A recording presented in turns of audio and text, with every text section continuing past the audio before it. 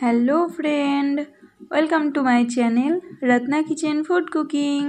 কেমন আছো তোমরা? আশা করি ভালো আছো, আমিও ভালো আছি। আমি আবারও চলে এসেছি তোমাদের কাছে আরেকটি রেসিপি নিয়ে, কুলচার রেসিপি। এখানে আমি বাটি নিয়ে নিয়েছি, গরম জল নিয়েছি, 1 কাপ গরম জল দিয়ে দিলাম।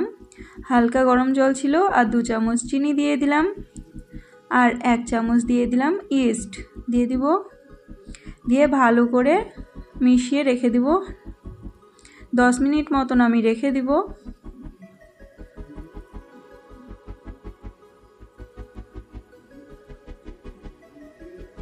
এখানে আমি 2 বাটি ময়দা নিয়েছি,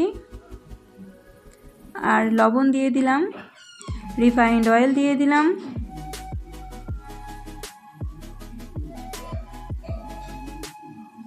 আর দই দিয়ে দিব। 1/2 কাপ দই দিয়েছি আমি। এবার ইস্ট ভিজিয়ে রেখেছিলাম যে জলটা, সেটাকে দিয়ে দিব।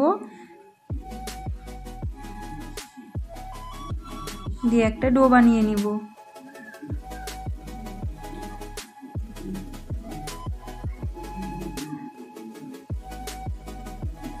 ডোটা আমার বানানো হয়ে গেছে। এবার উপর থেকে আরেকটু তেল দিয়ে দিব, রিফাইন্ড অয়েল দিয়ে দিব। দিয়ে ভালো করে মিশিয়ে নিয়ে রেখে দিব। এটা 1.5 ঘন্টা মতন রেখে দিব।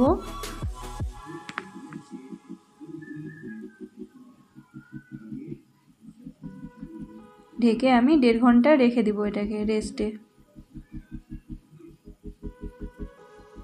1.5 ঘন্টা হয়ে গেছে। আর একটু মেখে নিব ময়দাটাকে।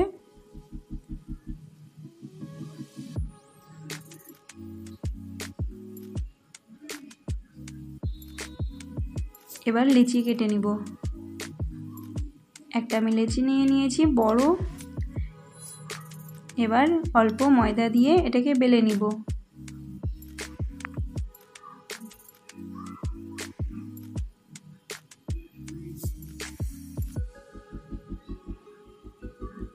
আমি এখানে সাইডে ধনেপাতা আর অল্প কালো জিরে রেখে দিয়েছি, সেটাকে দিয়ে দিব, ব্যবহার করব কুলচাতে।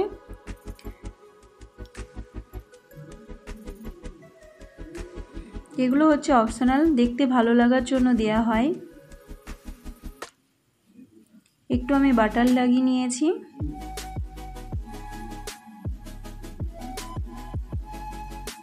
এগুলো দেখার সৌন্দর্যের জন্য কালো জিরে আর ধনিয়া পাতা দিতে হয়, দেখতে সুন্দর লাগে।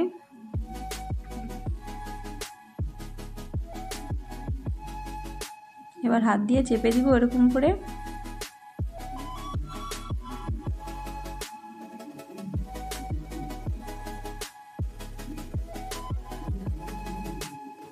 আমি তাওয়া গরম করতে দিয়েছি, তাওয়াটা গরম হয়ে গেছে।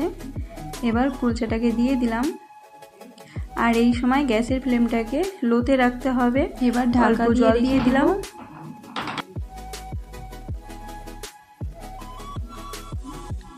এক সাইড হয়ে গেছে, এবার সাইডটাকে চেঞ্জ করে দিব।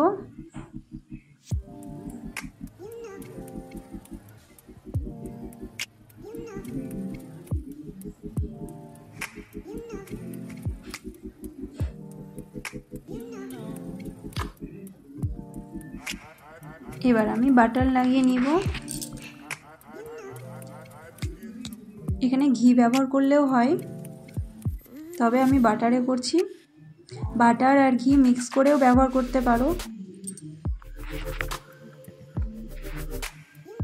এক সাইড লাগানো হয়ে গেছে, চেঞ্জ করে দিয়ে दूसरा সাইডেও লাগিয়ে দিব।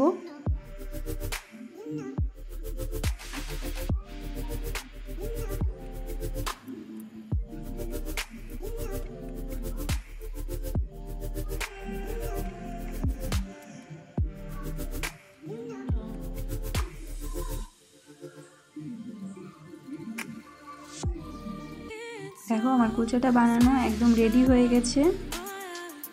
আজকের ভিডিওটা তোমাদের কেমন লেগেছে? ভালো লাগলে লাইক, কমেন্ট আর শেয়ার করে দিও।